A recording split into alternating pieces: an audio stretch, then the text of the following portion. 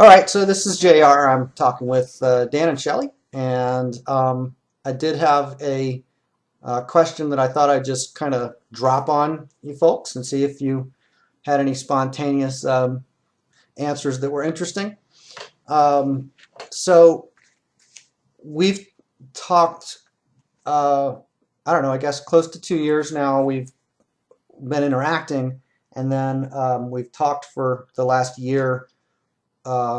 Early in 2014, we talked quite regularly, and then not as much as as a group. But if we were to talk for, let's say, an hour tonight, and the idea of this question is I'm trying to make it, like extra pressure, extra urgency.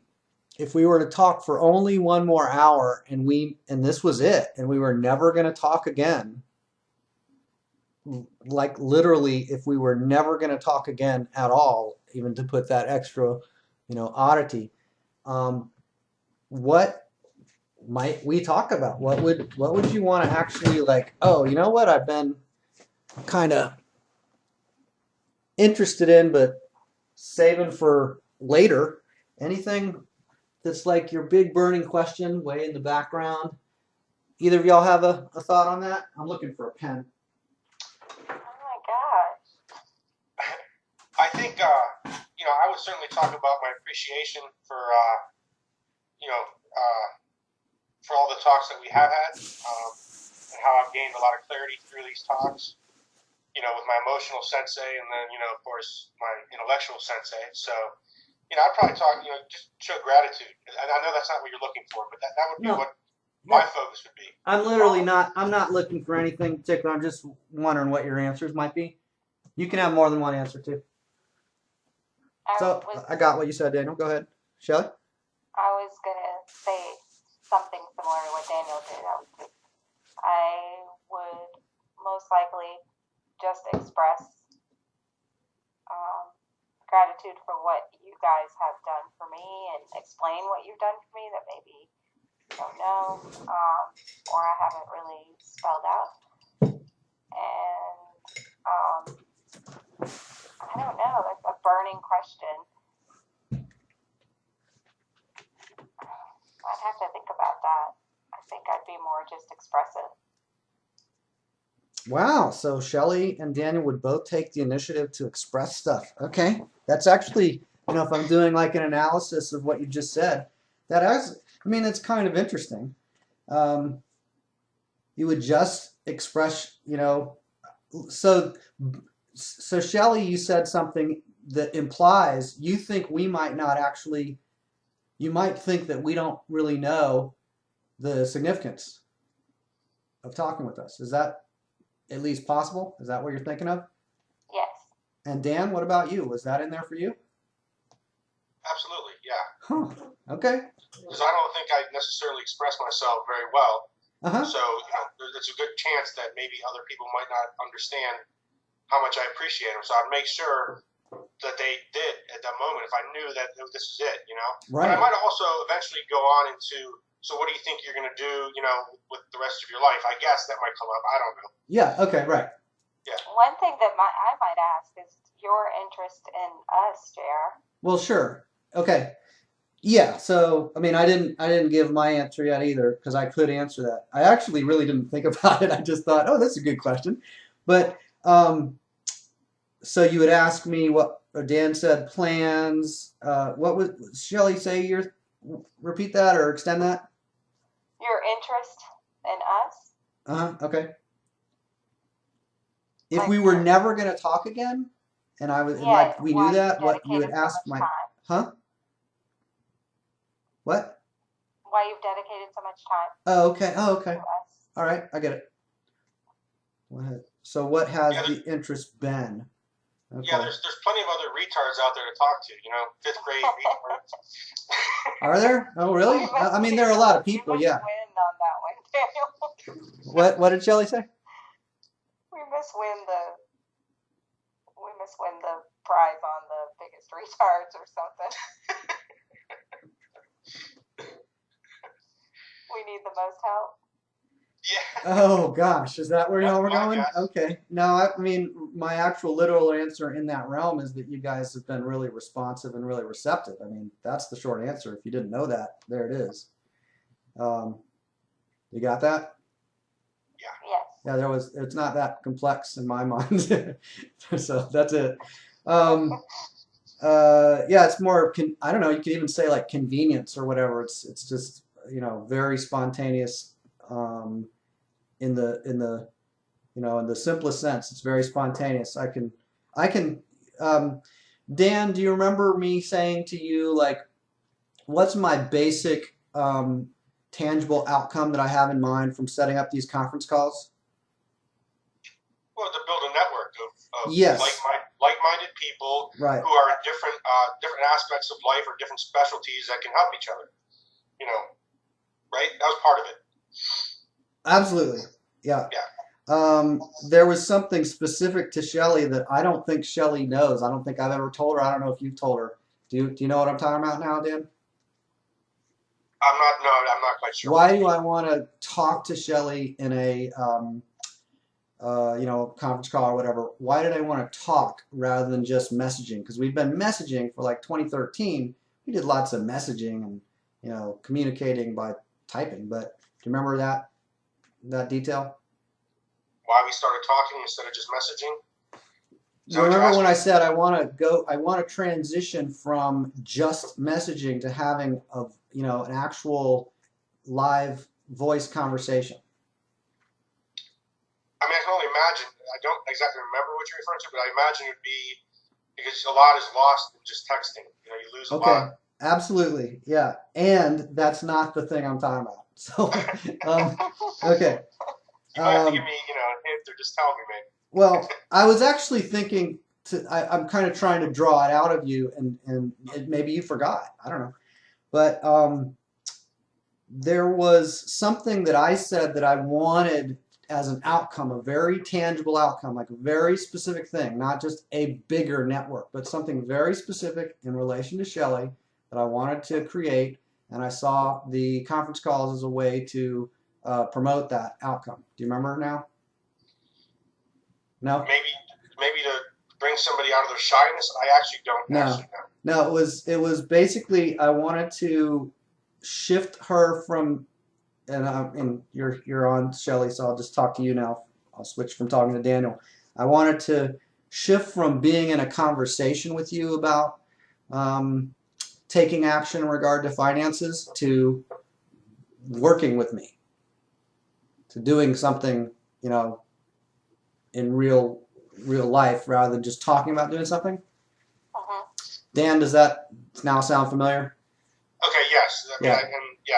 I So, just it didn't come to me, but well, yeah, I it sounds didn't fine. I didn't give you enough hints, and it's been a long time. So we probably haven't talked about that. And I mean, I don't know. It's been a really long time because this was back when I was talking about let's get something started. I'm frustrated or I'm whatever. I'm disappointed, and I also think that yeah, it's inefficient to always text, and yeah, things get lost, and yeah, I'd like to build a network, and those are all true. But there was also just that really specific thing of, I think I think Shelly is just uh, you know not ready and could be, from Yeah. through live interaction. So is that Shelly? Is that how surprising is that? Not that surprising. Okay, all right. So let's jump back to the one of the first things you guys were saying as far as expressing of gratitude.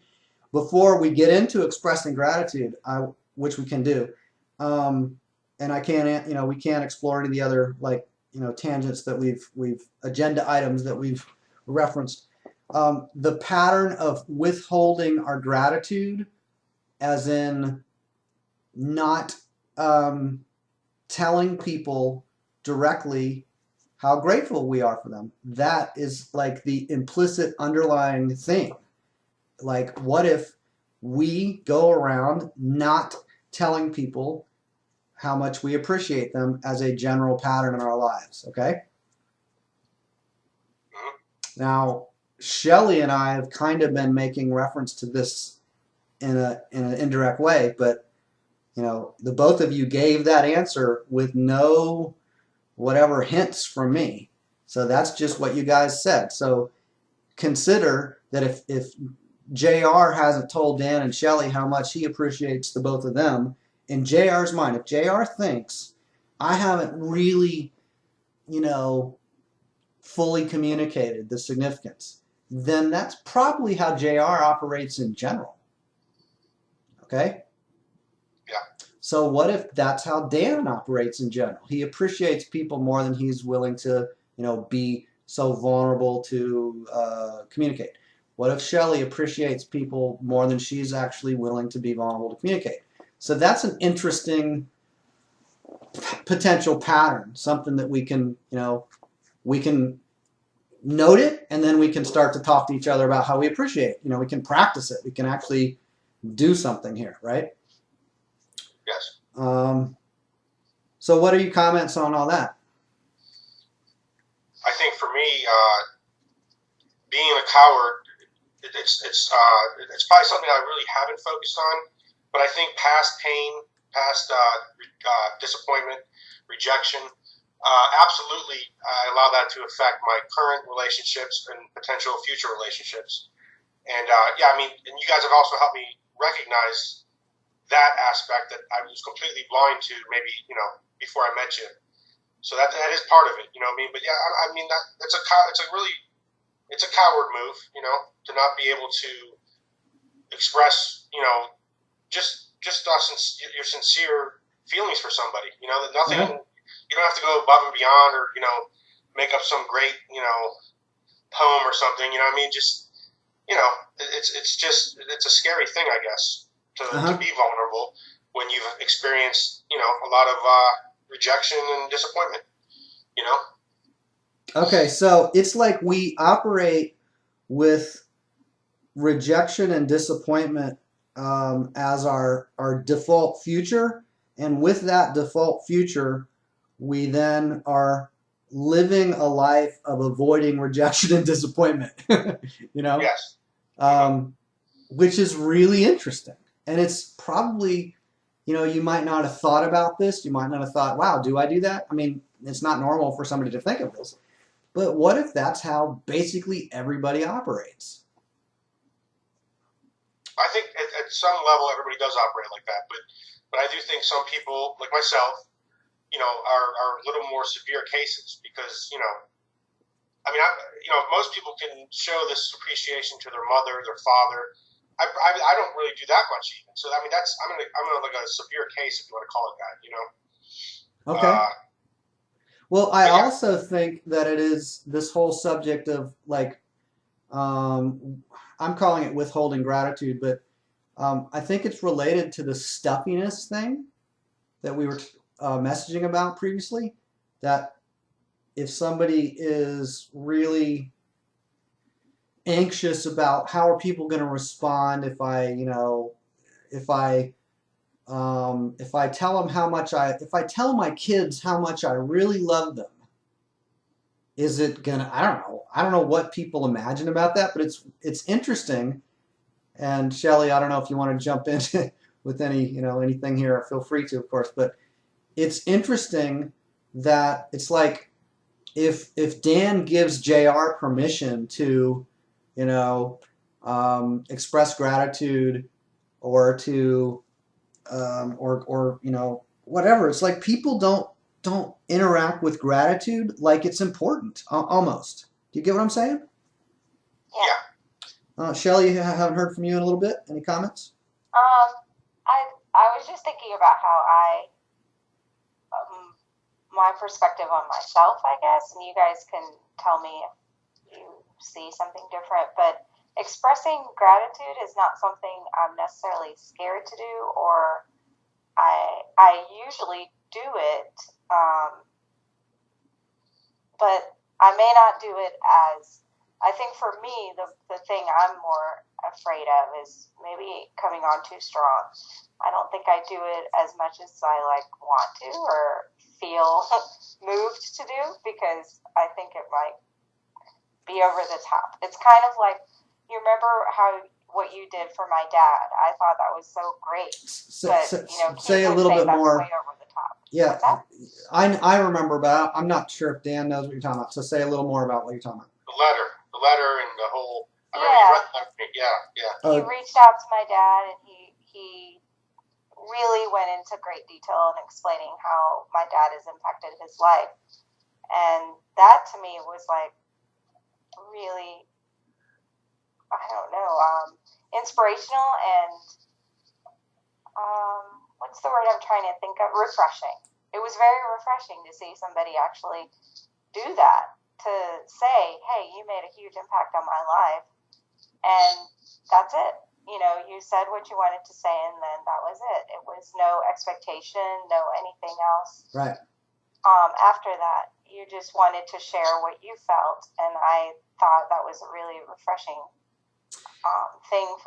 Usually you don't see that. I agree that we all walk around with this fear of sharing and expressing this really deep, genuine gratitude. I think that's where I'm more fearful from that perspective, that I don't necessarily express all of it because I feel like I'm just stupid or coming on too strong or something pesty. I think also like you're interrupting. I throw in the word courageous as well from my perspective and how I operate. Yeah. Because he could have just. What if he would have been like, "Who are you again?" Yeah. Oh yeah. And then you're like, wait a minute. So you had to take it back to life. You know who I am? Well, you know what I'm saying? Because you probably had talked to him for years, right? And then you reached out to him. Am I right about that, JR? No. Oh. Sorry. No, that's true. You didn't talk to my dad for years. Decades. Yeah, decades. Yeah. Right. It was a very a very remarkable sequence of events. Reminds me of several weeks ago, I got together with my roommate from college for an evening. That's not a normal thing. We hadn't talked in decades as well. So to reconnect with somebody I haven't interacted with in a long time, that's a very, distinctive thing. Whether I sit down in person or send them an email or whatever the actual mechanism of the communication, it's a very remarkable thing to have known somebody, to appreciate or admire or whatever, to be connected to somebody. And then in the case of writing a letter, I had all the time to write the letter. I had no pressure. I could write a 2-paragraph letter, a 2-page letter. There was nobody expected me to write the letter, right? There was no pressure on me at all. So it was what you could call a kind of a spontaneous generosity. From someone's perspective, it's spontaneous generosity. But from my perspective, I felt so good doing it. It was like, oh, of course I'm going to do this. Does that make sense? Yeah. Uh-huh. I didn't think, oh my God, this is so courageous. I did think things like, wow, this is a little vulnerable. I don't know how this is going to go, but I'm going to feel good doing it, and I'm going to take the risk that. I guess the big risk is that the other person does say, kind of like Daniel said, "Who are you?" Or, "Oh yeah, I remember you. Wow, that's really weird that you just shared all that stuff. God, that's kind of creepy." Or, "I hope you don't stalk me," or whatever. I don't know what, but people could have whatever response they have. But I wasn't. There was really no. There was no. I don't remember what I wrote in the letter in the sense of any request. Like, I don't know that there was any request, like, any response that I was asking for. It was mostly just, here's something I want to share with you. That's it. So there wasn't any concern for me in regard to like I'm going to ask him to, buy a car from me and he might say no. Like, even if I did, like, So what? Like, it's just, there's no, the difference between getting a no that I ask and get a no and not asking is nothing almost, you know? If I did have an actual request, but I didn't. I had no request for him. I don't know if you guys remember differently, but I don't remember any request. It was more, here's what I have. I want to tell you this. What a great, what do you call it, opportunity or privilege it is for me to look back on a couple decades of stuff and share something with somebody. It was totally like in the mode of me being the one who's privileged, you know? Yeah. It was for my dad. It was just to think of him and his perspective, how he, you know, he could go his whole life without knowing what you thought of him, and it would have been fine, you know, but now he knows there's someone in the world that he's made this big of a difference to, and what a great feeling that is for someone to have, that, you know, you're living your life and you're doing your thing, you're doing your job, you're moving through, and hey, let's stop and take a minute and really recognize that this person, I've impacted this person this much. I mean, to me, I couldn't even imagine that feeling. Yeah, it's amazing to get that kind of testimonial testimonial decades later. I mean, that's pretty rare, I would think. I mean, obviously, right. You know, when you're talking to someone all the time, you might give them that, but when you haven't talked for decades, I think that's pretty rare that someone would take the initiative to do that. And I can't imagine how that made him feel either. Just, you know, please, nobody's sending me any letters. Well, I think that I may have gotten a hint in advance that other people, you know, that he was, you know, Shelly might have said, "Oh yeah, he loves to hear from his former students" or something. Sham did. Sham said that. Mm-hmm. Yeah, something that was generally, you know, encouraging of me to go ahead and share something, right? But I think that was basically it. It was like a very, you know, brief, casual comment, and you know, that was it.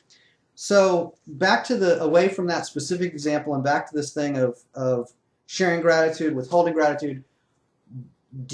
So if we speculate that the three of us are above average in attentiveness to human dynamics, if we speculate that we're above average in regard to our attentiveness to human dynamics,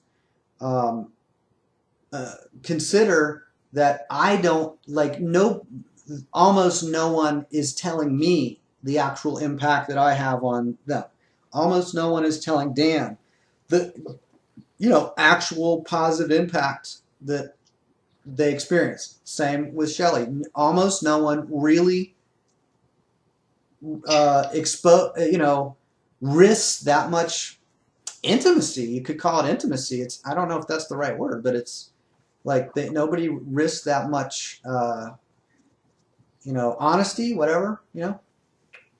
Right. So as a logical point, this is actually a really interesting thing. I got one more thing to say. Anybody want to make a quick comment before I do?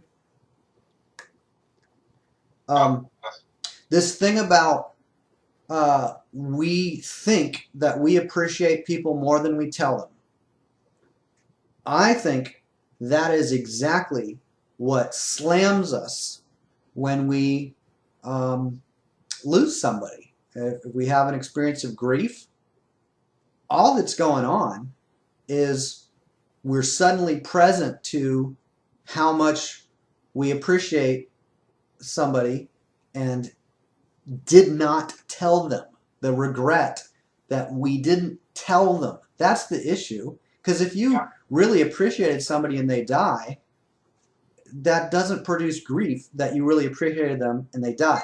The grief is we appreciated them and we think we didn't tell them and they died. That's when we would have, you know, grief arise. Thoughts on that? Dan, you said yeah, I think. Go ahead. Well, I was actually just going to say the best example of that is what you just actually stated. You know what I mean?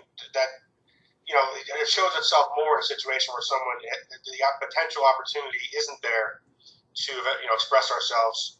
So, I mean, there's many cases where people say, I just wish I would have had the chance to say this or say that. But yeah, you're right. I think that's just that's one example.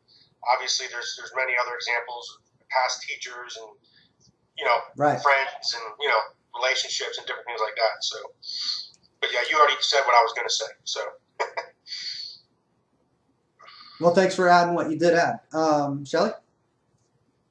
Yeah, I agree with you. That most of us, if not all of us, really have large amounts of grief. I think because we don't, if it, we lose the opportunity, or we put off the opportunity to tell somebody that we're grateful for them, and then we lose it forever. My cousin who lost their son, I mean, it's a constant battle for them to really, he was 10 years old when they lost him, and it's a constant battle for them to really feel like they never really expressed how meaningful he was to them. I hear it, and when they tell stories, and they even talk about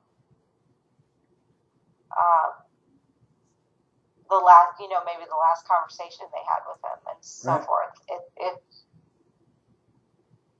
It's really sad. I think it's really sad that so many people are stricken with grief because they don't have the opportunity. They no longer have the opportunity.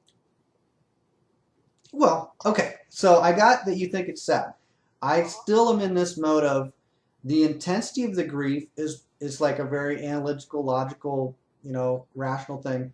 The intensity of the grief is proportional to the withheld gratitude. Okay? Okay. So that's it. It's interesting to note that, with my dad, he died a couple years ago. So I was startled at my grief about, I don't know, one time I talked to my dad on the phone, and I got off the phone and I cried, and I was really surprised. And in the phone call, like, part of the mode was I get the sense that I might not ever see him again. Any phone call I have with him could be the last one. He had Alzheimer's and dementia, a variety of unusual things. So part of why I was crying was like, I've already lost the dad that I had. He isn't even really, I can't have a conversation with that person. That person is largely not existing, like a different neurological, a different, as far as the drugs that the doctors were giving him or whatever stuff. I was already aware I will never be able to thank the dad I had in the 90s or whatever, and the health that he had in the 1990s, that wasn't available even during his lifetime. And I don't know that was the last time I talked to him. I probably talked to him, a few more times after that.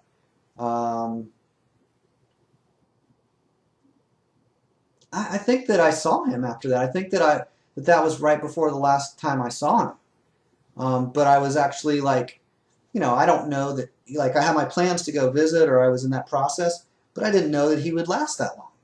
I knew I was going to go. So I'm just making up because I don't remember the exact details of the date.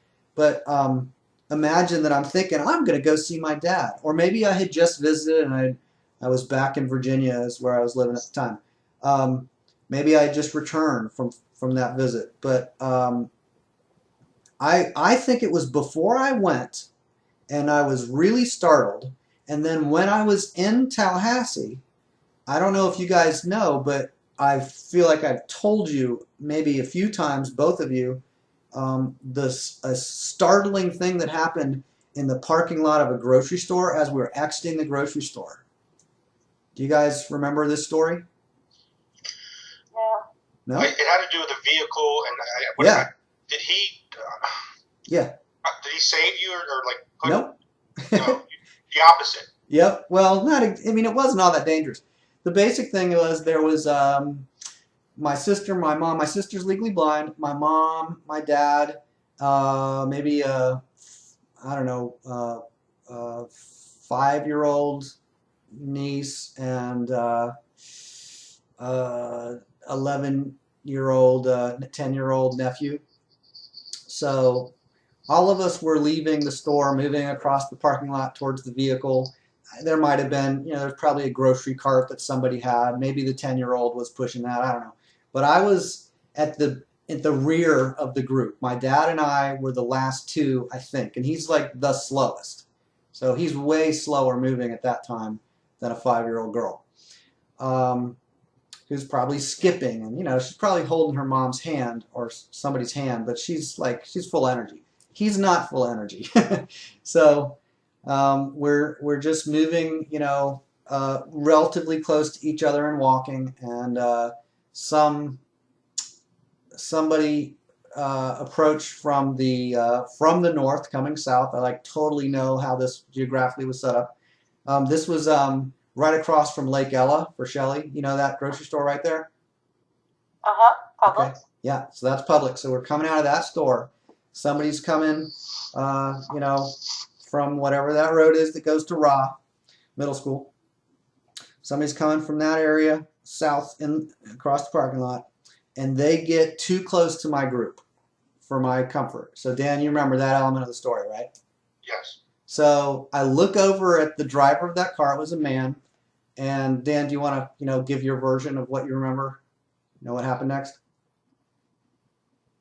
I think you said that you wanted to pretty much take him out of the car and pummel him, but I don't. Did you end up saying something to him? I No. don't remember. I remember you telling the story, but I don't remember how it went. So I have this surge of, I don't know if it's testosterone or, or what it was, but I have, adrenaline. I have this surge of energy, and I look over at this guy. I notice that he's driving up, and I look over and I give him this glare, like I'm gonna dive through your windshield and destroy your destroy you if you don't slow down and keep stay. You need to stop right there and give us like a little yield. Give us a little more of a gap here. Let us get by. Maybe you're in a rush, but I will kill you if you don't, whatever. And then, he slowed down. We moved our way. And then I wave at him like, everything's cool. I have absolutely nothing personal against you. Just don't cross my line or I'll rip your, throat out or whatever. But I mean, absolutely the most protective but defensive, not at all aggressive in the sense of personal. It was nothing personal, and I think it was really clear to the guy. He was just like, oh shit, I better stop. And he did. And then, I was like, okay, you're good, you're fine. Have a great day or whatever. I could have said that to him. I don't think I spoke. I think his, this was around Thanksgiving of 2013. 2013, maybe 20. Oh shit, no. This was that's way older than that. This was 2008. But that was the last time I saw my dad, I'm pretty sure, alive. 2008, sounds right. So, so I got that it was not just about my dad. It was about the whole group, but it was also about my dad, And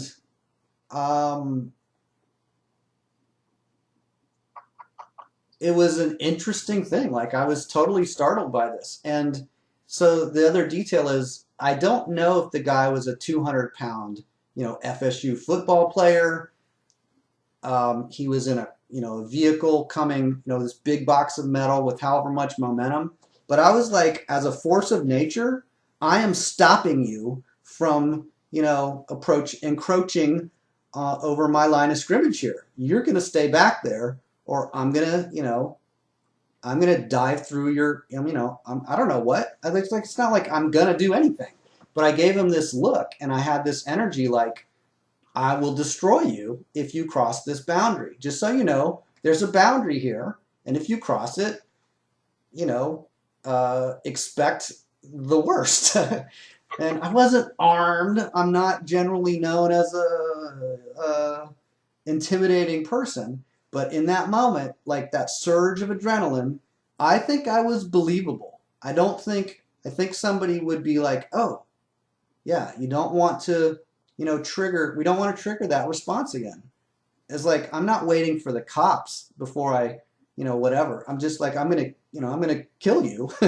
It's that kind of a biological instinct of, you know, just you respect this boundary, everything's good. You don't respect this boundary and you die or, whatever. Like, I don't know. I have to kind of work myself around how to tell the story. It happened very quickly. Um, but really, it was like I noticed the guy, I looked over at him, I psychically said, "You will stop." And, it's kind of like that kind of a thing. Like, just, when, say you're in a line at a grocery store and you turn around, you feel like somebody's looking at you, and you turn around and there's a little kid looking at you. They're just staring. They're saying nothing and they're staring. You guys are familiar with that experience, right? Yes. Yes. So energetically, spiritually, psychically, I'm not concerned about the words. I didn't do this on purpose. Somehow electromagnetically, whatever, you can study the physics of it. Somehow I communicated to that driver that they were on the edge of my boundary. They had actually already offended me, but their level of offense was, if you stop right now, everything's fine, And the whole thing was, it's not that like I ever would kill somebody or any of the things I just said, but the intensity of the threat was very high. It's like highest threat, boom, and all you have to do is stop. But if they had actually, if they had, in the case that they would have actually had their car come in contact with any of us, like even at 2 miles an hour, I don't know what I would have done. But, we would just, whatever. It's just a non-issue. But I was really surprised by that response. And as I was also surprised when I was in Virginia and I'd just gotten off the phone talking to my dad, I started crying and I was startled. And I think that I was in the process of grieving the loss of my father, even though he was still alive. And again, the detail about, Alzheimer's and dementia and that kind of stuff. I felt I missed my dad, even though he was alive, right? Because he had Alzheimer's and everything, I missed my dad as I knew my dad. So it's not that, hard to get what I'm saying, I think. So there have been, a variety of times that I've experienced grief. In many cases, they weren't involving deaths. I'm sure you guys are aware of times when you experience grief without, death. Or maybe you think somebody might be dead and you still, you have grief. Yes. So I want to, given that I just made kind of a long commentary, I want to pause and see if you guys have any comments or questions or stories. So your story about the parking lot, you're talking about somehow you conveyed to the guy, based on body language and the energy surrounding your body, that's what conveyed it. I'm not sure if it was really a psychic thing, but right? Basically it's the body language, and then certainly based on body language, there's a certain energy or aura, if you want to call it that, okay, that kind of is around you. You know what I'm saying? Just like a dog. It's like a dog who can sense that you have fear, right? As humans, we can sense somebody else if they are elevated. You know what I mean? If they're elevated hormonally or whatever, yeah, okay. Right. So I think that's more what he probably recognized, and that's why he made sure he stopped the car before he went any further. Right. More so than the psychic. Maybe you psychically spoke to him there. I'm not sure. I really think that's a real thing. And this phenomenon was it's like with little kids, they get this really, concentrated focus. It's a very pure attention, and I can feel little kids way more than I feel other people looking at me. And I don't think it's that, you know, only little kids look at me. That's possible, but my experience is I turn and little kids are looking at me. This happens a lot to me, at least lately. I don't know. Maybe it didn't always happen that way, but it seems like, you know, as a general pattern, little kids that I do not know at all look at me and they just stare at me. And once I turn and look at them, they keep staring at me. in most cases, you know, they're not concerned that I'm looking at them now. They're not ashamed or anxious or whatever. So in the you know, the energy that I was experiencing, I was projecting to this driver, I am a threat to you. I am not concerned about my well-being. You've encroached on my herd or my, you know, I don't know the other words to use for this, but you know, you've encroached on my space by the extension of these other people that are my people, and you now are, you know, interacting with the guardian who is not concerned about his immediate well-being. Just be aware that you now have the, you know, the full what's it called, the full intimidation and you know, threat of violence that I could present as an unarmed guy of my height and size and everything. But it's like, you know, I've got all my adrenaline, and you're going to either, you know, get me to yell at you and scream, and then I'll run for my own safety or whatever, but I'm going to get through to the person. Like, it was very high level of intention, very spontaneous and powerful. And I really believe that, like the thing about kids looking and you can feel it, I think that's real stuff. And I don't necessarily want to go off into that right now, but I can, you know, I think of links and books that I could share with you guys. There's a title of a book called something like Dogs Who Know That Their Owners Are Coming Home by Rupert Sheldrake. And I haven't read it, but I think of it to mention that I'm really confident that there's something physically measurable going on. Like, it's been documented. I think it's fascinating. And I don't know, you know, how to necessarily cultivate that. And the whole general topic that I want to basically stick with is gratitude, or we could even say love, and being expressive. So I don't necessarily want to get into, was it psychic or was it, you know, my body language, you know, but you know, I don't really care. So I'm not going to disagree. I'm just going to, you know, tell you my thoughts. Dan, you want to say any more on? Yeah, I'm just, for someone like me, it's hard. I mean, because it's not necessarily kids, really. It's all these beautiful women all the time. Just can't take their eyes off of me. You know what I mean?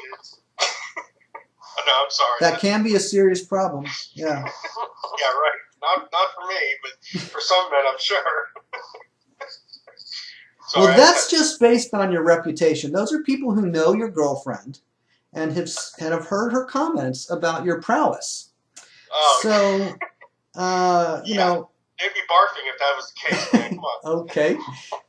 That's a separate issue, Dan. But I mean, like, the thing of somebody who knows your reputation is totally different. This was just a random guy, and you know, I'm sure you guys have experienced, maybe, I don't know to what extent Shelly has, but Dan, haven't you had somebody give you a glare, you know, where you're like, oh, that person is serious. You know, I don't know if I'm actually scared of them, but they're serious.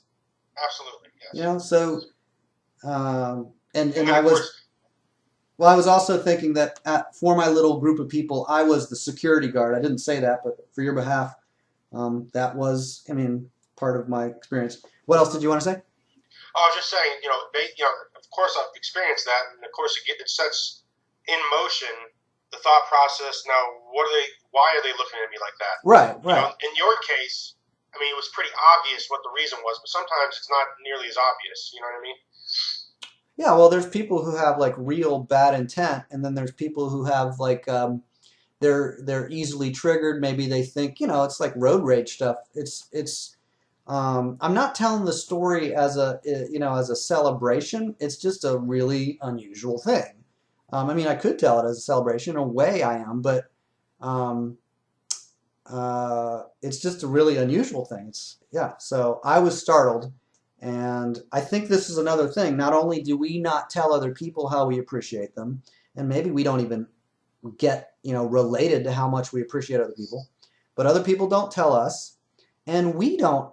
Then the next twist, the next layer is, what if we don't appreciate ourselves? And like this, there's a lot of layers that we just accidentally hit that are pretty interesting subjects and potentially. So, Yes. Dan, anything else before we see if Shelly has a comment? Well, I just like to say, I know in the past there was a specific donut guy that gave Shelly a glare. I do remember that. I was actually thinking about one time. My dad is really a calm, very inviting kind of person. His facial expressions, the way he carries himself, and everything. But one time, there was an exchange student from Germany that used to hang around my dad's classroom a lot when I was at school, when I went to Leon. So we were both in the classroom a lot, and he was in one of my dad's clubs or something like that, and very friendly with my dad. Your dad's clubs? You mean like an after-school chess club? What do you mean? It was that kind of thing? Yes, it was not. I can't remember the name of the club, but yes, he was the lead. He ran some kind of international affairs kind of club. Okay, people with an interest in international affairs. Yes, okay. And so the kid was in my dad's club, so they really had a great relationship. And then, for whatever reason, he came down. He walked us to my dad's car when we were leaving, and he asked my dad if he could take me to a dance. You've never seen somebody change their demeanor so fast. My dad was like, just like what you described. The protective bear came out of him. He really didn't say much. So did you observe this? How do you know about this? I was there. Yes. Oh, okay. I wasn't sure you were there. Go ahead, keep going. Yeah, I was there.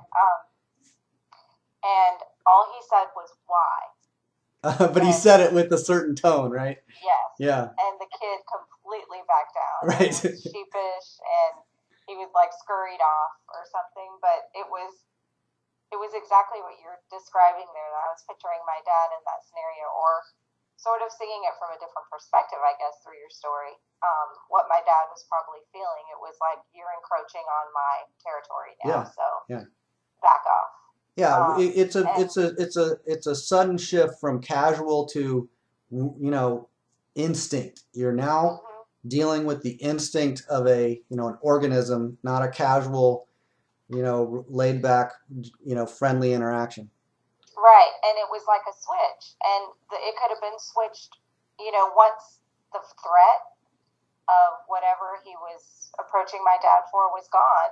My dad could have switched right back to very friendly, very cool. Like the way you were explaining it, like you could have easily just palled around with the guy after he he made sure that he was not going to affect any of what was important to you at that very moment. Yep. After you knew that everybody was safe, you could have gone and had a beer with him.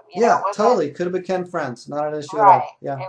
That's kind of what I was picturing in my head. That I saw that in action. It was very interesting to see. Of course, at the time I was mortified and wanted to run away, but now listening to your story, I applied it in the same way and saw what was happening at that time.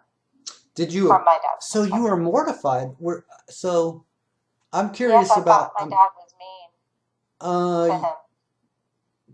And what mortified implies afraid. So you thought your dad would be ongoingly mean to other people, or I mean, how did it? Oh no! How did you process it? Because I know it's partly a reflexive instinct for you too. But how did you process it? Just he was a peer. He was at the same school as I was. The other student, right? He was asking an innocent question, and my dad kind of seemed aggressive, in my opinion, I don't think the kid probably saw him as aggressive, but I know my dad well enough to know that that was not usual behavior from him. So I felt bad for him that he had the courage to ask something like that, and Okay. then my dad So shut you, him down. uh-huh.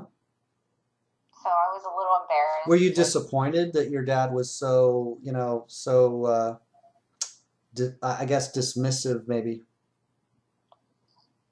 From a perspective of the he had the courage. No, Yeah. no. From Were you disappointed that your dad was so dismissive of the young man? from because I felt bad for him, yes. But are you asking if I Oh, was you weren't disappointed though in terms of the. I'm asking like in regard to the dance and like to no, me, it's no, I just was not disappointed. No. okay because there's like the thing of, um,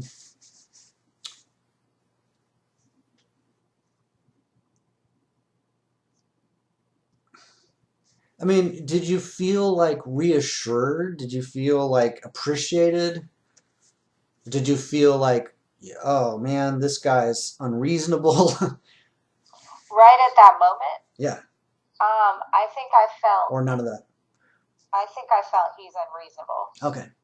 at that moment or too overprotective Hmm. because I'm trying to blend with the culture in the school, and then you have your dad who teaches there, and then to further stand out, he's like, I felt I'm a teenager. It's not unusual for people to be going, we're in high school. It's kind of the norm now, and I felt just more spotlighted at that moment. But as I grew, I learned to appreciate what happened. Well, okay, the spotlighted thing is a little weird because you weren't in the interaction. And this is actually weird in a way that someone, or unusual to me, that someone would ask the father. So there is a little, you know, and it's different cultures have different, what do you call it? I don't know, rituals. But um, for most people, you just ask the girl. For the Right. guy to ask the girl's father isn't actually a very interesting thing. I mean, to me, even if your dad had a dismissive response, I would assume that on reflection he would go, "Oh, well, that's surely a sign that the guy respects me because he asked me." I don't know. So I Because think he asked about my dad. the yeah, and I think about the Mormon tradition, and there's a lot of Mormons that I know. My good friend Carl is a Mormon. I don't know if you guys I don't. I think I both shared. I think I shared with both of you. No, I don't know if I shared with both of you, but my best friend who's a Mormon I visited with several days ago, and he had a change in his life. Do you guys remember? Somebody, Shelly, I told you about this, right? You told me about the visit with the guy, the change. Can you elaborate on that? I can. It's so off the subject though. It's kind of like I'll Was just he I'll just leave moving it. to a foreign country? He actually He finally had the courage to be honest with himself and everybody else about what attracts him. Right? Is that what you're talking about? that's you're on the topic. Maybe it's Dan that I gave the details to. Wait, are you talking about Carl? Yes. Okay, yes, you did tell me. Okay. I thought you were talking about your roommate for some reason. Oh, the guy that I Okay. visited with several weeks ago? No, he Right, was just right. visiting. Okay, yes, you did tell me that. Okay. So, well, Carl is a Mormon by whatever, upbringing. And I know a lot of Mormons, or I know several. I've met a lot of Mormons, and it's not, Carl really likes the idea of, he has a daughter named Hillary that's, I don't know, like kind of a middle daughter. He has 12 kids, so somewhere in the middle, more or less, is Hillary. And Hillary had a couple, at least one boyfriend that I knew, and I think there was another guy that liked her that I don't know if they were actually boyfriend, girlfriend, but they were at least friends, and I think there was an interest in whatever. So there was kind of like two guys and one of Carl's daughters, and one of the guys was more assertive and more committed or whatever, and they had Carl's daughter and that young man had a relationship. And one of the things that Carl found remarkable was that young man asked Carl, about dating his daughter. So I think before he actually said anything specific to the daughter, before the young man said anything to the daughter, the young man's, asked for Carl's blessing. And I remember Carl telling me the story, and I don't think that it's very typical, but Carl has despite whatever details you may know about Carl, he has a tremendous appreciation for certain kinds of protocol or tradition. And that's one of the things. The thing about as a dad, and as a dad in relation to his daughters, as distinct from a dad in relation to his sons, as a dad in relation to his daughters, he really likes, he was like super bonus points that young man came and directly asked him. The young man was also a Mormon, whereas that young man was a Mormon and the other one wasn't a Mormon, I'm pretty sure. So, whatever. But that's interesting that you said that, because I don't think I saw that the fact that the guy had asked my dad was unusual for the culture that here in right. the States, but him being an exchange student, I just assumed that it was part of the German culture. Oh, I doubt it. Yeah, that's interesting, but not to my knowledge. I don't know anything like that. To me, your background from India, that's at least Hindu India, that's very typical. I assume for Muslim India probably too, but yeah, that is very but typical. Germany, so I'm not aware of. That notable. What's that? I said that's very typical in our culture, right. for whoever the person trying to ask your child out, or especially the guy trying to ask your daughter out or whatever, checking with the parents first, or his parents checking with their parents first, with her parents first. Oh yeah, right. They go through the actual typical in our culture, so right. It didn't really strike me as a respect for me thing, although that's I'm glad you did point that out, because to this date I never really thought of it as a sign of respect towards me. I'm not sure if it's directly towards you, but for the whole situation, for your dad, for the family. I mean, obviously it's about you in the ultimate sense. You can't ignore that detail. But it's interesting.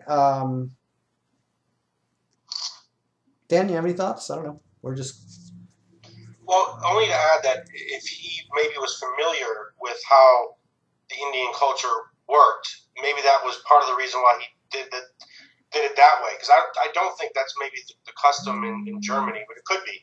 Yeah. Or obviously in our society, it's not necessarily that way, but maybe he was aware of how it is in Shelly's culture and her dad's, obviously. You think? That makes sense. He had. It was obvious he had a tremendous amount of respect for my dad, and their relationship continued. He still came to my dad's classroom every day after school, and hung out in my dad's classroom. So their relationship didn't really shift any. Right. So he certainly had respect for my dad. As far as whether he thought that was part of our culture, or if it was part of his, or whatever it was, I can't. Right. I don't know. Yeah, and I can imagine your dad's kind of thought process and everything, and I could talk about it, but you can talk to him, so I don't think I'm going to get into that. But Dan, you can imagine her dad's hesitation and his tone and asking why. You can totally get that, right? Absolutely. I have two sisters, so I mean, there were certain times there was occasions where that might have happened. You know what I mean? Right. With my father, not quite that way, but you know what I mean, though. Yeah, and in the American general whatever culture, we as brothers, or maybe even as fathers in general, we're more like, as long as nothing is across this certain line of unfavorable stuff, we don't do anything. And the Southern culture, though, the Southeast and the Southern culture is different. There is a little bit of a different protocol, and I guess a German guy wouldn't know this, but somebody raised in North Florida would probably know. There's a certain kind of formality, and if you don't operate within that formality, then it wouldn't be a surprise if brothers, you know, did a little testing behavior. You know, if a young lady had a brother, for the brothers to do some testing at some point wouldn't be unusual to me. And then as far as, you know, and that's actually initiating testing. And then there's the other thing of, like I was saying, at a certain point, if they suspect that the female family member is, you know, upset or unsafe and might get upset at a later time, like there's all sorts of responses that might happen. But your dad was just, you know, kind of saying, you've got to, you know, I've got high standards for somebody to date my daughter, and I'm startled that you would think that you were even close to them, like, you know. Or that he's startled that you would think that she's even remotely the right age for him to be at. Sure, okay, and that kind of thing could be too. But I mean, I think it's an implicit compliment. You can't ignore the implicit compliment. And you're absolutely right about that. And the thing of, like, you know, why? I mean, it's like, yeah, but you're planning to go back to, you know, Germany in a few months, and why would, you know, are you doing this? Are you aware that, you know, don't you understand? You know, like, I can imagine all sorts of things, not being of that specific culture. I'm speculating, but I can imagine all sorts of, you know, thoughts, and basically the general thing of somebody's got to meet my approval for me to say yes, you know, and my approval is you know, kind of, even, I think this is a little bit of an odd little sidetrack we've got on, but it's like the father's approval is a floating variable, you know. It's not just one thing. It's, you know, does my daughter even like you? Have you been talking to my daughter? I don't know if I want you to be talking. You know, there's all sorts of stuff that I speculate. So, all right. Dan, I don't know. Do you have a, you know, a personal story to share to balance out our sharing distribution tonight? Well, like, you know, as far as the way your stories are, I can't think of anything offhand that would be comparable. You know what I mean? Or Okay. be in that same light. So no, I don't at this moment, honestly. Okay. Have anything strike some memory of you being protective where you had to? Well, I'm sorry to cut you off, Shelly, but I just thought of something. Oh, okay. No, go ahead. But I mean, one thing that struck me, I think I might have even told you this before, though, was a time where I had a broken arm, I had a cast on my arm, and I was walking home after school. I think I was in fourth grade, maybe. And, you know, I was walking with another kid that I didn't know had an issue with me, but clearly turned out he did. And he tripped me right on my arm, you know, that I just broke probably a week or two before that. Wow. But noticing how my brother, you know, I just told him about it, you know, and of course I was upset about it. I told him about it. And without me knowing, the next day he showed up at my school and basically almost killed him, actually.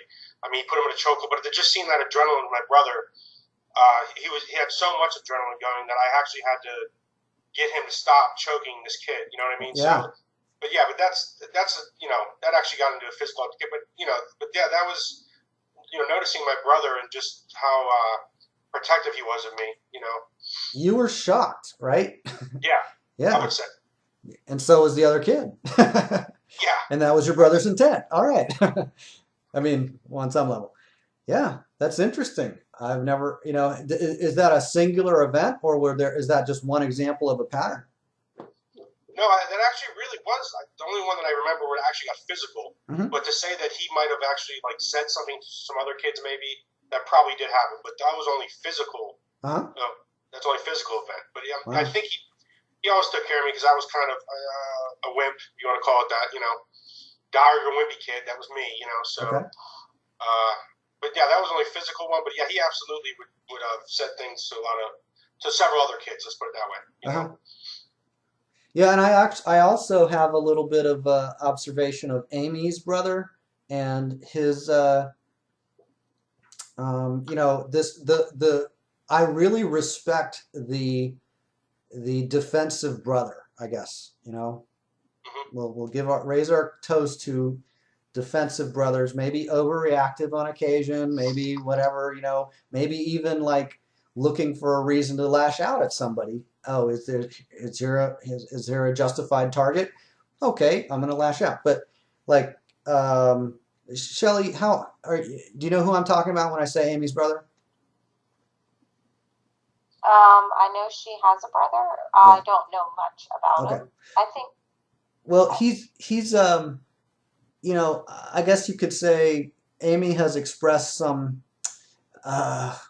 things along the lines of how is it that we're even related or something like that, right, Dan?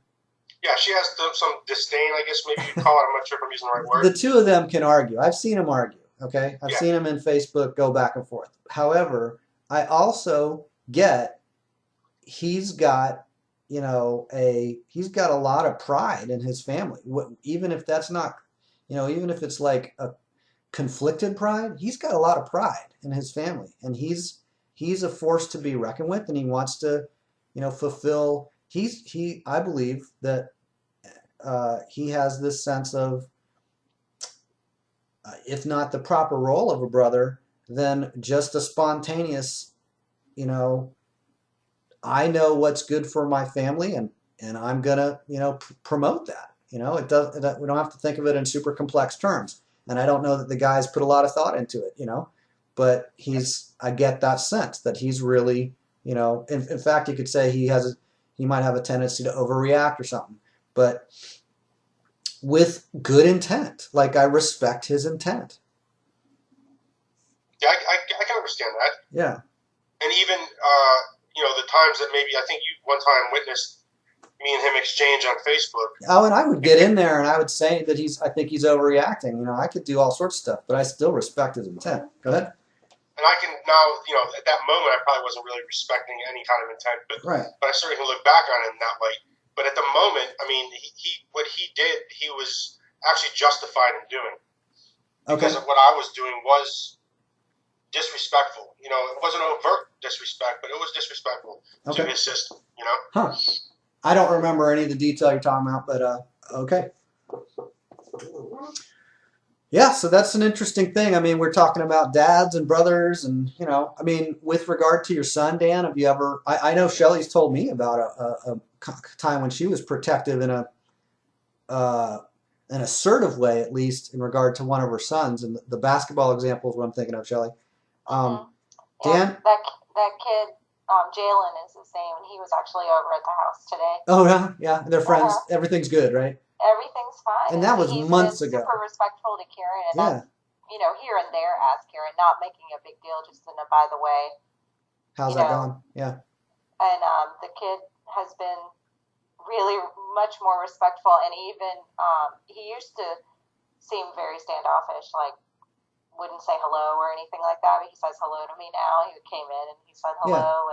Yeah, and I don't know how old that kid is, but let's say he's 11. He responds well to a clear boundary, and I'm almost certain he didn't take it as a personal threat. He took it as a threat to his person in a general sense, but nothing like vindictive, nothing, there was respect. You were respectfully threatening him. Dan, how about you as a father? Honestly, I don't know if I've ever been in a situation with my son where I felt like he was threatened by another kid, actually, which is quite odd, actually. Okay. But he's kind of quiet, he's kind of like his dad, and he doesn't start a lot of trouble, huh? Pretty much no. So I can't think of a particular case, but maybe that makes me sound like I'm a bad father. Well, he's not true.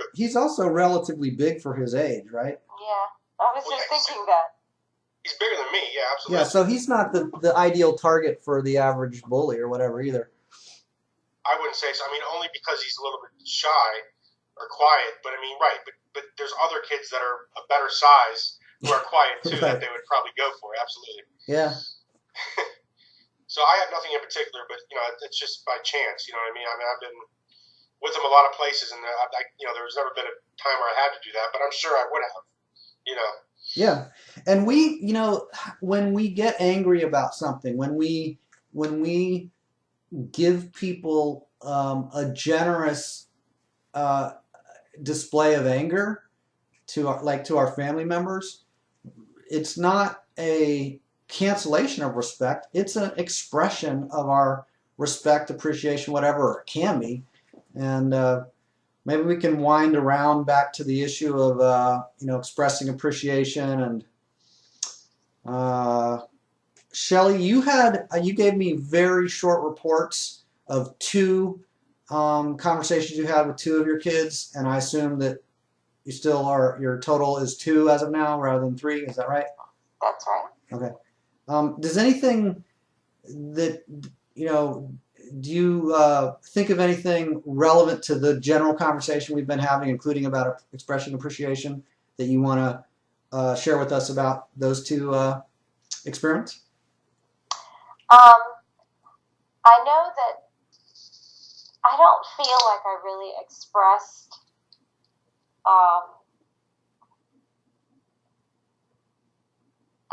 more emotion or more love or affection than I normally do. Okay. But I think what I expressed was a more directed wish or hope or feeling I had towards the kids, because I was expressing that I wanted them to feel comfortable to come to me. My goal is to make them feel as much safety, security, love. I want them to feel comfortable with me. I want to have the patience that they need from me and so forth. I don't think I've ever been as directed or as focused on those specific things as I've ever been. But the love and affection, they definitely get that from me, and they gathered that during the conversation, although they didn't especially my 4-year-old, who has a more difficult time communicating, didn't really understand what I was telling him, but he got from what I was saying and from the way I was saying it that this was a loving thing to say, and he was hugging me. His response was, okay, mommy, and hugging me and responding in a very loving way back, like almost soothing me. Yeah, I'm thinking that he was like, good for you. Yeah, pretty much, and patting me, and it's okay, mommy, because I got teary and stuff. Yeah. So he was soothing me or comforting me through the conversation, right? Yeah, through the process. Yeah. So this is the weird thing, is that in some cases people totally already get your appreciation for them, as much as they're gonna, at least. And for me to share with somebody is really for me. Right. And to let me lower some wall that I've been holding up. Why would I have a wall in relation to a 4-year-old or an 8-year-old or something? Well, I don't really care why. If I have one, let's just double check, and I'm going to make the, make some statements, and if it seems super casual and nothing, distinctive happens, no big deal. That's fine.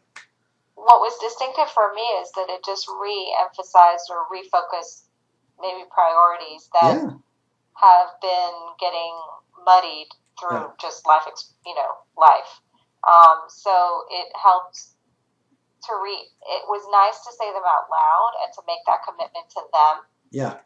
Instead of in my head, Uh-huh. it was to them. It made it more real, or it made me more passionate about keeping that commitment in focus. And it made it more relaxed for me, instead of me um, it's kind of weird because they're only 4 and 5, but yet it was like, you know, when I have it in my head and I'm committed to this and I get all distracted, or I didn't follow through on my commitment with this one experience, it was almost like a confession to them, like I commit this to you, and I want you to know that even if there's a situation that happens between us that it doesn't appear that I'm committed right at that moment, I want you to know overall I'm very committed to this for you guys. It was an interesting experience for me to have. It was something I didn't expect. It was, like you said, it was for me. It was really moving to me, even though they sort of got the same affection and attention and love that they're used to, and it wasn't necessarily very significant to them. It was really significant for me because it's almost like it cleared away all that other extra details that I'm complicating it with, and just focused on that, laser focused on that commitment to them, to have patience and to want to see them happy. I do have a question, I guess more in relation to the older one of the two, and I assume you're planning to do this with the third son as well at some point, correct? I am. Yep. So with the other one, did you give him some kind of an invitation to? I think you already said you did, to let you know, like, did you create an invitation for them? My oldest son? Like, yeah, the invitation, like, if there's anything that you ever want to tell me, and that kind of a thing, where you're actually setting up an invitation or a request, whatever.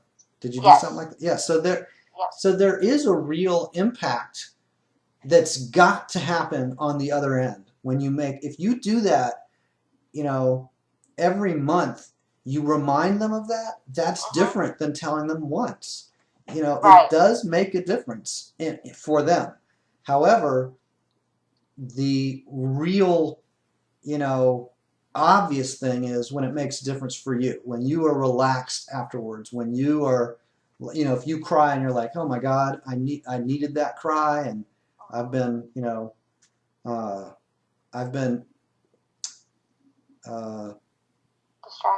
Well, okay. I mean,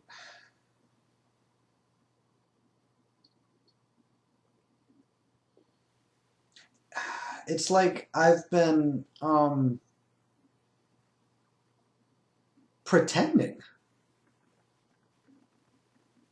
Back to this thing of withholding gratitude, withholding appreciation.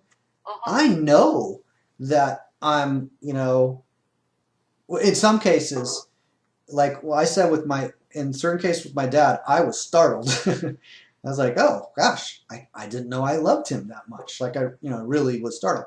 In other cases, I totally know, and I'm playing it cool. I don't want to embarrass them because they're a 9-year-old boy or whatever, right?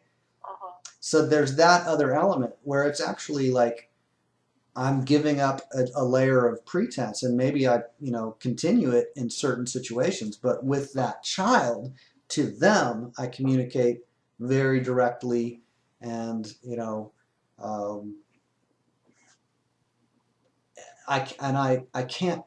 my only speculation will be that you will continue, Shelly, you specifically, will continue to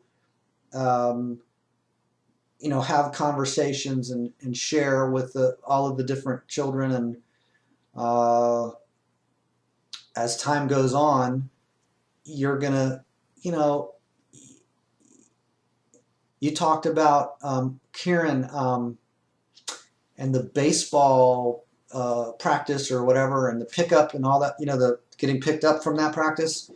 All of those things are things that might have already happened, but everything that you do sets up the dynamic. You're always creating the dynamic. So whether that's between Dan and Amy, or myself and my wife, or myself and a client, like everything I do or don't do has a consequence in regard to the momentum or lack of momentum. There's momentums that I go out of my way to interrupt. There's momentums that I go out of my way to encourage. And then there's things where I kind of am just like, oh, well, I'm going to let that be not important. There's essentials, there's priorities, and there's preferences. And yeah, I might have a different preference, but I'm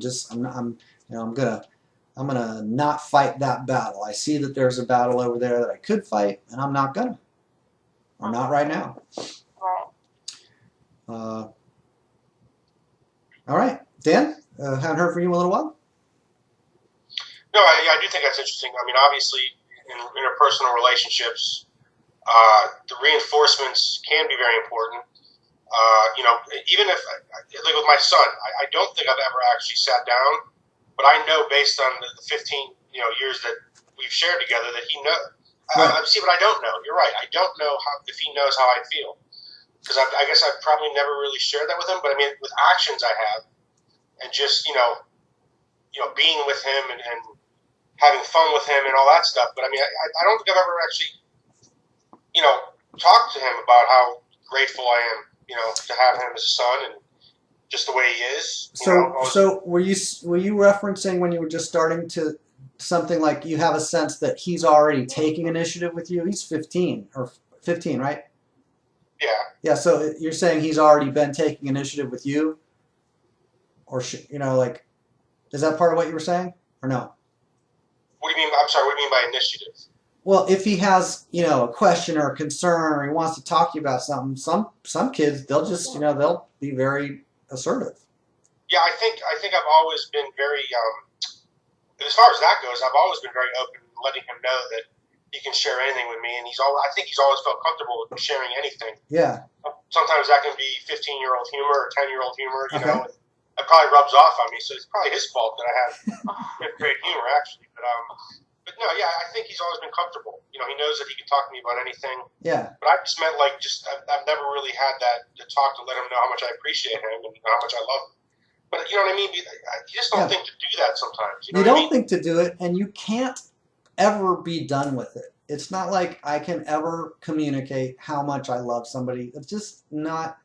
That's not the point. The point is, come close. Yeah. And I'm just not very expressive with my emotions. And that's what made me think of when Shelly was talking about with her sons. But, I'm talking about in general, father, mother, friends, other people, I'm just not, and that's something I've never really worked on or put into practice. And obviously that's a big reason why I get frustrated, struggle socially, It's such a simple thing, but it's so simple that you don't even see it. You know what I mean? I think there's different ways to express gratitude too. It doesn't have to be one of those sit down, let's have a talk, moving huge conversations. It could be right on the basketball court, you saying, gosh, I'm so happy you're my son and no one else is. You're such a cool kid, or, something like that. I think that expresses a lot of gratitude and a lot of appreciation in some ways in a way that maybe you would feel more comfortable expressing and your son might be more comfortable hearing at Right. 15 years old. I don't know. You are the better judge of that. But I think there's, me having a conversation with my 4-year-old the way I did is just a Shelly conversation. You know what I mean? Yeah. But for you, I think that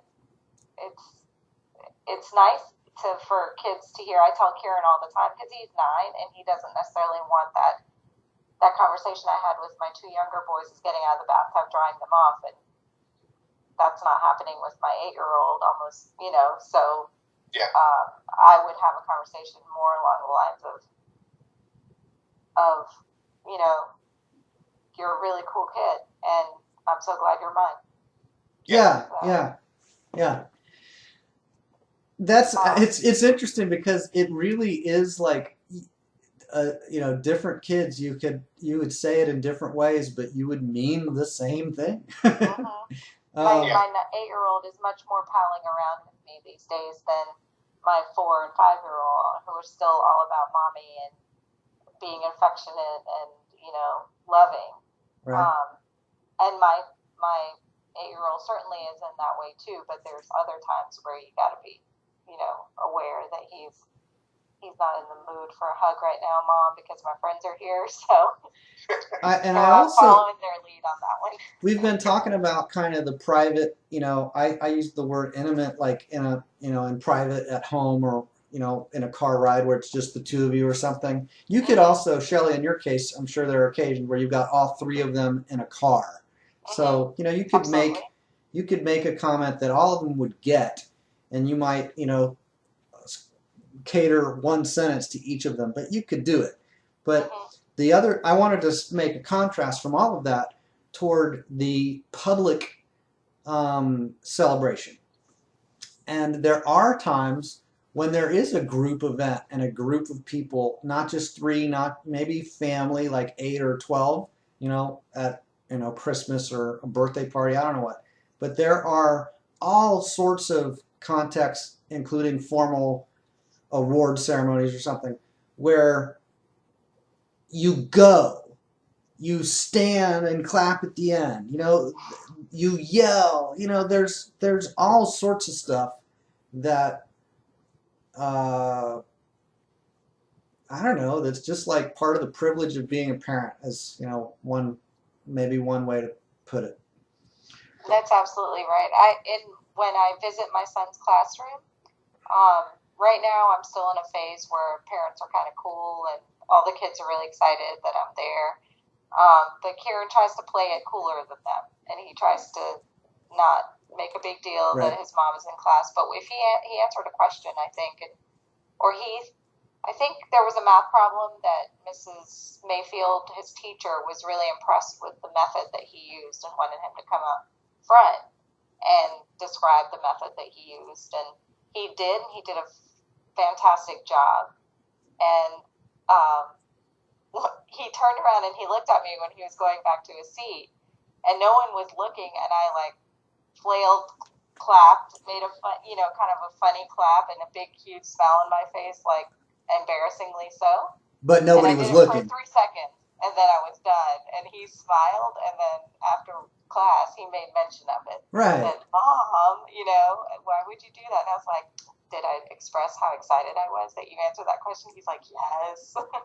I was like, well, that's what I was trying to do. Yeah, and it's an interesting thing that at some point the effective way to express your appreciation for a young man might be to insult them.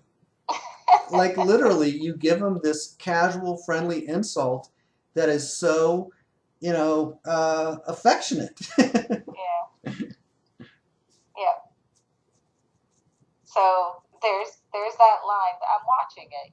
There's times when he'll give me the sign if he truly is embarrassed, right, or he doesn't want me to do that anymore. I think I will be clear on that. But you can tell that that's the kind of attention or the affection from me that he prefers now over the, especially in public, over the really gross, tender stuff. The kid stuff, right? Yeah, the baby stuff. Yeah. So it's interesting to see how they're growing out of that. And Kieran at 5 years old, like my middle child is 5 years old now. Kieran at 5 years old was already starting to come out of that very affectionate phase. But my 5-year-old, Nyan, my middle child, is not yet at all. I think that has something to do with the psychology of an oldest child and a middle child. Maybe into it, Right. Yeah. Nyan is all about me carrying him places and, being that kind of babied in a way. He really loves it at this moment. He's not tired of it and he wants more of it. So it's interesting to just see the differences and to following their leads. All right. So our original point of departure or whatever was withholding our appreciation for each other from each other. Shelly brought up what has my interest been, or what are my plans, or something like that. Maybe Dan brought some of that up too.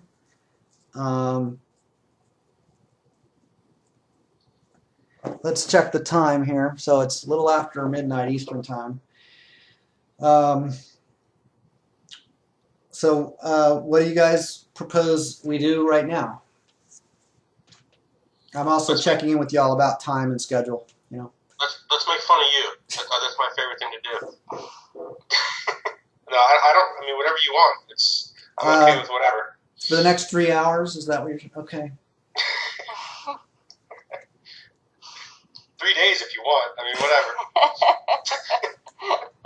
I do have some. Generous. What? I said Dan's being generous. Yeah. Well, that's how much I appreciate you guys. You know. Yeah.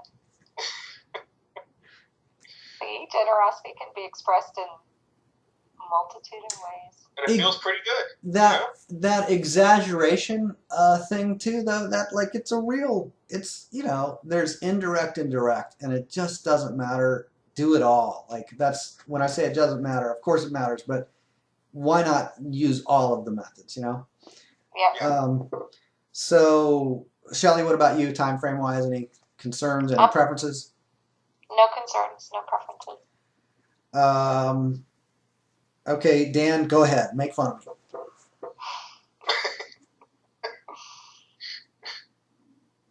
Who's making fun of what? Dan's making fun of JR. Oh. Now I think I've already used all my material. I used up all your material? But I haven't even started yet, so we're in trouble.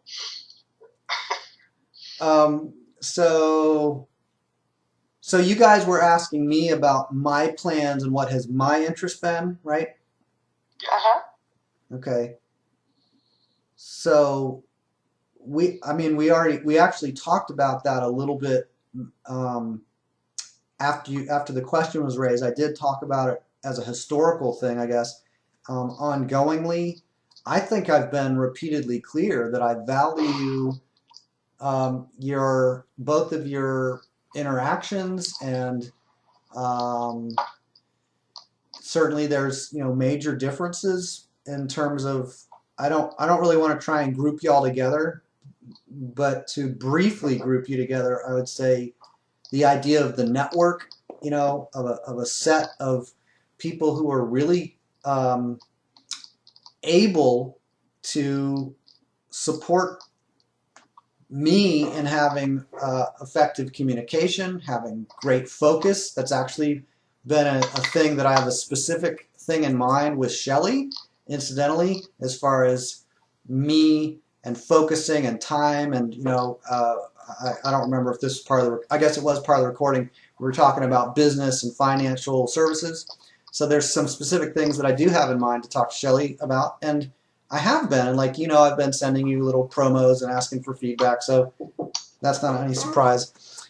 I'm going to pause for just a second. Okay, so I want to wrap up soon, actually, because of the volume issue, and my wife wants to go to sleep.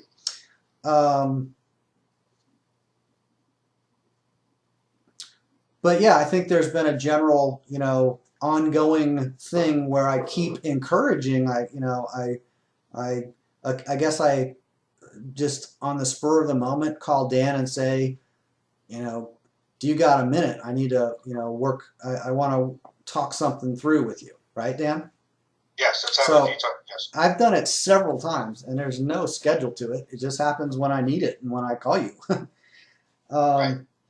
But I think you're really clear. And, I didn't do it once and then go, oh, that sucked. I've done it repeatedly. Thank you. That's your indirect way of, showing gratitude. Thank you. I do appreciate it. I mean, I don't suck. That's good. So, I'm not at the bottom. Well, it was direct to me. Yeah. Directly complimenting you. I know. So what I share with each of you as individuals, or what I share in a group kind of call or whatever, all of those three things I just mentioned will be a little different. What I'll share in a message or on a phone call or whatever, all those are different. But when I've had wow, I really am incoherent, I want to go from, significant incoherence to, a baseline of coherence and calm or whatever, I've called Dan. And Dan, you know that, right? Yes. Okay. And Shelly, I don't do that with you. And you know that too, right? Yes, that's right. But I do stuff with Shelly. The stuff that I've talked about with you is more like I've already got, I don't know if agenda is the right word, but I've already got, focus. I've already got an idea I want to share. I'm not processing. With Dan, I've done that kind of general processing. With Shelly, obviously I've done a lot of processing for Shelly, with Shelly of Shelly's uh, alternatives. But that's kind of the thing is I've got specific. I've talked with Shelly. I've talked to you about partnership and I don't know how specific I want to call it, but I've talked to you about partnership, and I am totally willing to share that stuff with Dan. But if I shared it with Dan, it would be different. I would share it in a general way, like, here's what I've got, and that's it. Is that cool? You think that's a good idea? Whatever. And I'm actually at the point now where I don't share those things with Dan because I'm pretty confident in what I'm doing. So I'll just go right to Shelly and say, okay, here's what I've got. Now how can we go further? Or here's how I want to go further specifically, and all that, right? So Shelly, you're pretty clear on all that? Yes. So my plans, or what has my interest been, or what is my interest, we can talk about that more later, but that's my sharing about that. And I would assume that all that's generally clear, but it's also, like we were talking about, it always makes a difference to say it. So it's cool that we got to ask the questions, or we got to bring up the question. I had the opportunity to answer and took it. Dan, I want to wrap up here to conclude quickly, but Dan, you mentioned the thing about, or it came up in a casual conversation or whatever message exchange, the thing about love. And you said, I love you guys, to me, to Shelly, to both of us. I don't recall. I think you probably have said it to me like on a phone call or a Skype call or something that just you and I were on. I'm sure we've said that. But I think so. I'm pretty sure we did. Yeah. And that's unusual. That's not a typical sentiment to express in my life, in my world. That's not normal. I agree. And so, without us getting it, if we can be brief about it, do you want to make any comment? I'm talking to Dan first about how to acknowledge how expressive we have been. We can come back another time to what haven't we said that we'd like to, and it seems like that's kind of a cool idea. But Dan, do you want to acknowledge how expressive we have been? I want to invite you to do that. Well, I think, I want to acknowledge why I've been able to be so expressive with you and or Shelly, whereas maybe I'm not with some other people. And I think that's over time. We've been talking 2 years.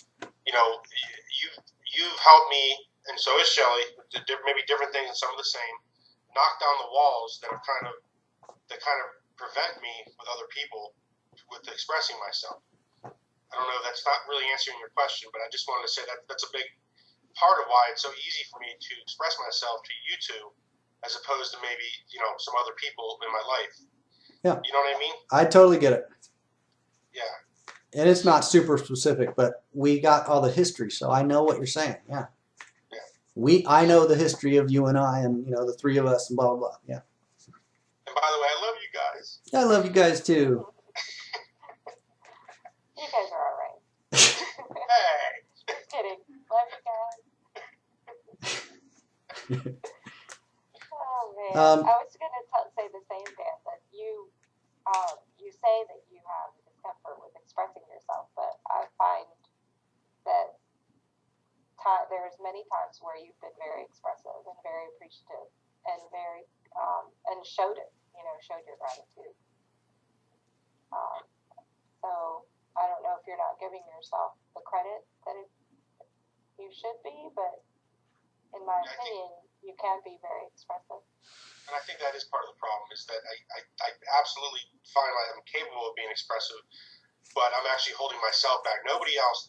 See how I just blamed it unintentionally on other people. They're the reason the walls are up, right? It's not me. But of course it's me.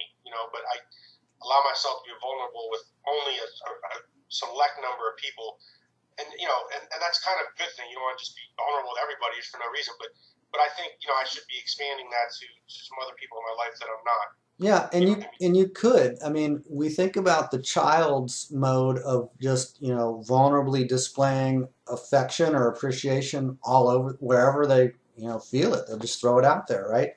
That actually isn't ideal necessarily for a 7-year-old or a 13-year-old or a 33-year-old or whatever. That eventually, can get really disruptive. What about a 38.975-year-old? Thanks for that. And you're having a birthday this week, aren't you? Oh, really? Well, yeah. What day is today? It's Sunday? No. Or going into Monday? No? Yeah.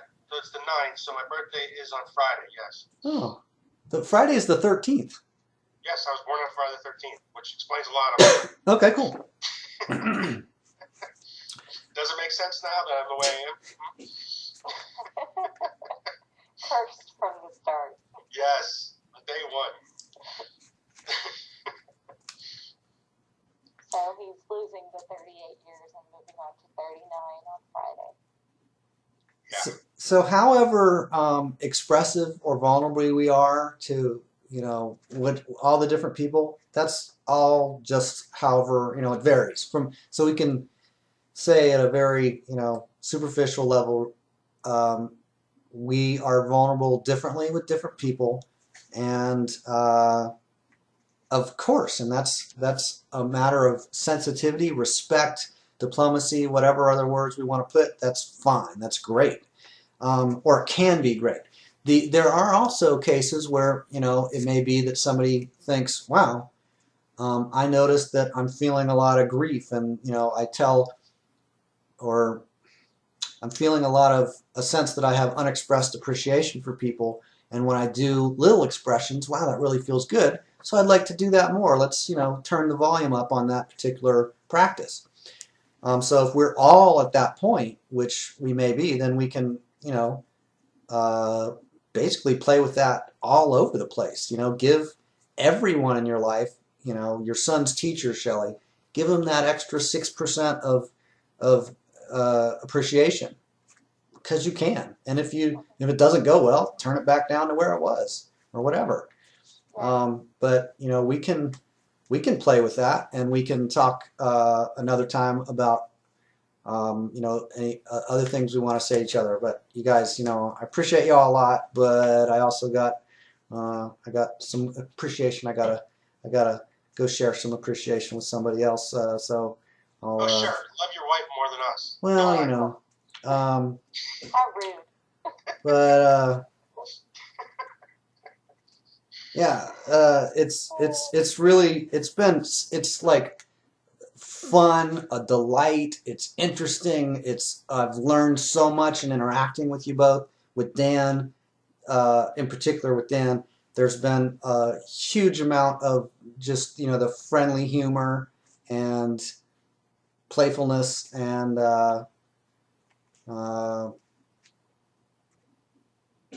yeah, so it's refreshing, and it's distinctive, and I'm glad that I anticipate interacting with you all both many more times.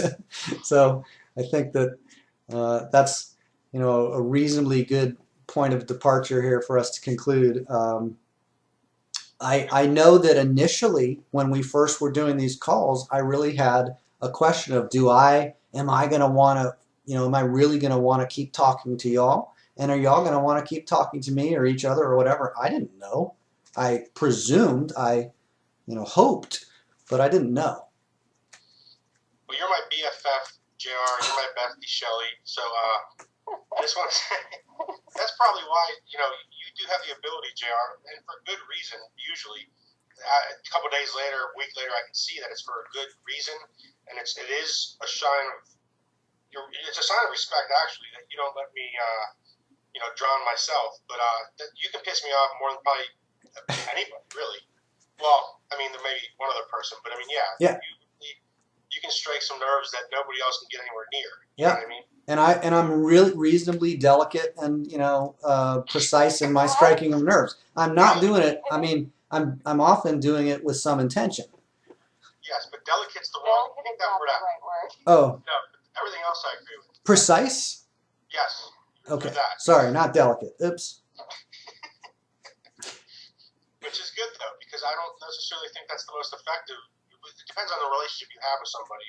But with me, if you were delicate, that probably would be the most effective. Let's put it that way. I do think you're more delicate with me than you are with Dan. But I have to eat my Wheaties before I have a conversation with you, Dan. You put me through the ringer. I have to have my strength. I have to have a lot of stamina to deal with the face the facts that you promote. Huh. So back to this thing of not delicate and rather intense. So Dan can give you that, that harsh, brutal, give it to you. Here's the bottom line. He does that regularly when I'm not around. That's how it goes for you, Shelly? Dan, here's the bottom line. Me? Does Dan give you like a opposite of delicate, this kind of harsh, direct, no BS approach? Is that what you're saying? No. Okay. I'm not sure what you were saying. How I have to eat my Wheaties? Yeah, I mean, I meant I have to have some strength to really face, if I say, well, this person is doing this and this person is doing that and I'm blaming, then you want to say, well, let's look at you for a second. That's how Dan is with you? That's how you are with me. Okay, that's what I was thinking. I know that's how I am. I thought you were talking about with Dan, you have to eat your Wheaties. Oh, no, with you. With me? Oh, okay, see, I missed that. Okay, I got it. So with me, you have to really eat your Wheaties. Okay, got it.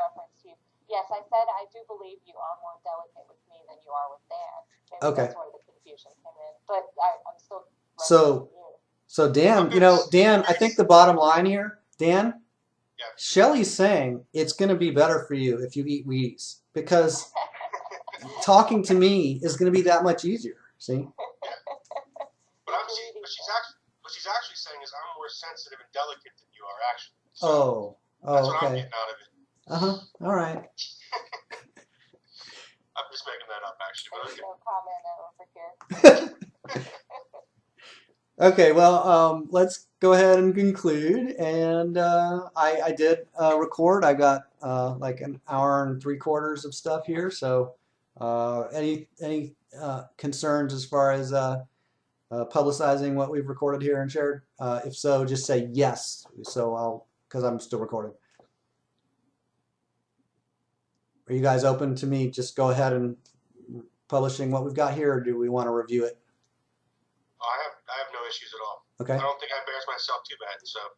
Yeah, I don't think I did either. Okay, so we got approval there. We have no specific plans to schedule to talk again, but we can go back to the Sunday nights if you guys want. We'll talk about that later. All right, thanks very much for sharing, and we'll talk to each of y'all soon. All right, thank you. Good night.